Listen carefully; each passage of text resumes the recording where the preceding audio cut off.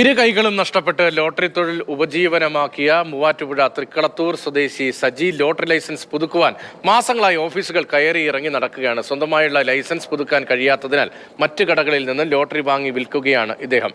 മറ്റ് തൊഴിലുകൾക്ക് പോകാൻ ശരീരവും ആരോഗ്യവും അനുവദിക്കാത്തതിനാൽ ഉദ്യോഗസ്ഥരിൽ നിന്ന് കനിവുണ്ടായി എത്രയും വേഗം ലൈസൻസ് പുതുക്കി നൽകണം എന്നാണ് സജിയുടെ ആവശ്യം.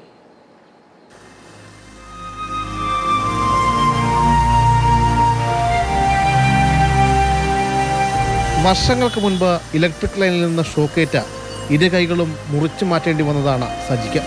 ഭാര്യയും 2 മക്കളുമുള്ള സജിയുടെ കുടുംബം ലോട്ടറി വിൽപ്പനയിലൂടെയാണ് ഉപജീവനമാർഗം കണ്ടെത്തുന്നത്.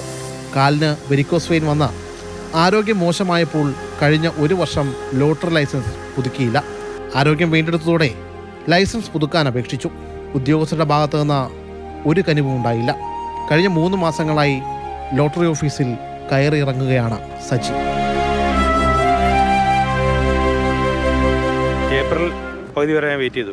ഏപ്രിൽ പകുതി വെയിറ്റ് ചെയ്തപ്പോൾ ക്യാൻസൽ ആയി കഴിഞ്ഞ് വേറെ പുതിയ ആപ്ലിക്കേഷൻ വെച്ചാൽ പറഞ്ഞു. പുതിയ ആപ്ലിക്കേഷൻ ഞാൻ അവർ പറഞ്ഞ പേപ്പറുകളെല്ലാം സബ്മിറ്റ് ചെയ്ത് 200 രൂപ പത്രം മേടിച്ച് എഗ്രിമെൻറ്റും കൊടുത്തു. എഗ്രിമെൻറ്റും ചെയ്ത് കഴിഞ്ഞപ്പോൾ അവർ പറയുകയാണ് പഴയ ആപ്ലിക്കേഷൻ കമ്പ്യൂട്ടർ കിടക്കണ കാരണം പുതിയ ആപ്ലിക്കേഷൻ ചെയ്യാൻ പറ്റില്ല എന്ന്. അപ്പോൾ ഇതെന്ന് ചെയ്യാൻ പറ്റുന്ന തിരുവനന്തപുരത്ത് ഓർഡർ വരുന്ന പറഞ്ഞു. ഞാനൊരു 15 പ്രാവശ്യമെങ്കിലും ഇവിടെ കയറി ഇറങ്ങി. ഞാൻ 3 മാസമായി. വേറെ ഒരു മാർഗ്ഗമില്ല. ജീവിതമാർഗ്ഗം എൻ്റെ ലോട്ടറിയാണ്. ഈ ലോട്ടറി വിറ്റാണ് ഞാൻ ജീവിച്ചിട്ടുണ്ടെങ്കിൽ പെരുമ്പാവൂർ KSRTCയിലാണ് ലോട്ടറി വിൽക്കുന്നത്. ഇപ്പോൾ ലോട്ടറി മാഫിയുടെ കയ്യിലാണ് ലോട്ടറി. ഞങ്ങളെപ്പോലുള്ള ആൾക്കാർക്ക് ജീവിക്കാൻ വേണ്ടിയാണ് ഇത്. ഞങ്ങളൊക്കെ ചെന്ന് കഴിഞ്ഞാൽ 1-2 ബുക്ക് എടുക്കുന്ന ആൾക്കാർക്ക് ചെന്ന് കഴിഞ്ഞാൽ ഇവർക്ക് വലിയ താല്പര്യമില്ല. ഒഴിവാക്കി വിടാനാണ് നോക്കുന്നത്. ഞങ്ങളെപ്പോലുള്ളവർക്ക് സെയിൽ കുറവാണ്. 1 ബുക്ക് 2 ബുക്ക് വിൽക്കാൻ പറ്റില്ല. എനിക്ക് ഏജൻസി ഇല്ലാതെ ഞാൻ പുറമേ നിന്ന് എടുക്കണേ. 7 രൂപ 40 പൈസ കിട്ടുന്നുള്ളൂ നമുക്ക്.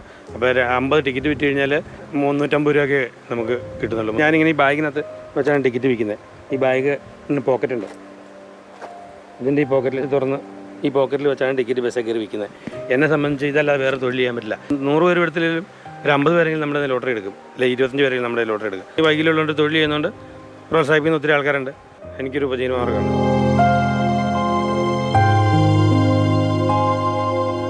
എൻ്റെ ഏജൻസി എനിക്ക് കണ്ടിന്യൂ ചെയ്ത് തരണം.